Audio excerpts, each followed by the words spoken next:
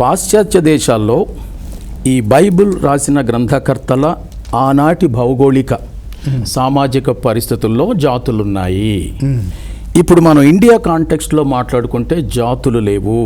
మనకు జాతి వివక్ష లేదు, వర్ణ వివక్ష లేదు, కుల వివక్ష ఉంది.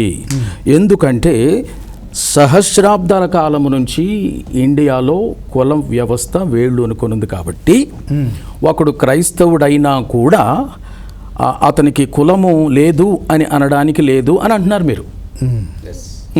నేనేమంటున్నానంటే ఇందాక నేను చెప్పినప్పుడు కూడా చాలా క్లియర్గా చెప్పాను, మన బాబురావు గారు కూడా మాట్లాడతారు. ఏంటంటే doctrinally, okay, in principle, especially when it comes to the new testament.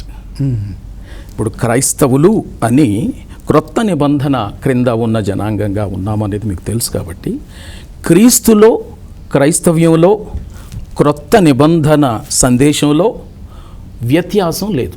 Okay, ఇది ప్రాముఖ్యమైన విషయం. అయితే ప్రశ్న, ఇందాక నేను చెప్పాను చర్చనీయాంశం అని. అయితే క్రైస్తవ సంఘాలలో నేటి క్రైస్తవుల మధ్యలో ఈ కుల వివక్ష లేదంటారా అని కనుక మీరు అడిగితే ఇది చర్చించాలి. అయితే in principle, doctrinally there shouldn't be. ఏ క్రైస్తవుడు కూడా, బెన్హర్ గారు, నేను ఒక శాఖకు చెందిన క్రైస్తవునండి, ఆ శాఖలో కుల పట్టింపులు ఉన్నాయండి అని కనుక ఎవడైనా అంటే అతడు క్రైస్తవుడు కాడు. ఓకే, కాబట్టి క్రైస్తవ్యము అనేది ఒకటి ఉంది. Christianhood, Christian doctrine. Christian డాక్ట్రిన్లో అక్రాస్ ద గ్లోబ్ మీరు ప్రస్తావించిన మిడిల్ ఈస్ట్లో కానీ, యూరప్లో కానీ, ఆఫ్రికాలో కానీ, ఏషియాలో కానీ, ఇంకెక్కడైనా కానీ క్రైస్తవ్యము అనేది ఒక్కటే. ఈ బైబిల్ను ఫాలో అయినంత మట్టుకు ఈ బైబిల్ చెప్తుంది క్రీస్తు యేసు నందు మానవత్వానికి, మానవునికి ఏ వివక్షలు కూడా ఆపాదించడానికి లేదు. ఆపాదించుకుంటున్నామా, అది నా కుల గర్వం.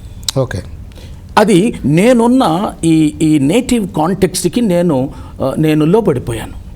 నేను క్రీస్తును నమ్ముకున్నా, ఇంకా క్రీస్తు సందేశాన్ని, ఆయన యొక్క భావజాలాన్ని నేను అనుకరించడం లేదు. ఇప్పుడు నన్ను తప్పు పట్టండి, కానీ క్రీస్తును కానీ, క్రైస్తవ్యాన్ని కానీ, క్రైస్తవ సిద్ధాంతాన్ని కానీ తప్పు పట్టొద్దు.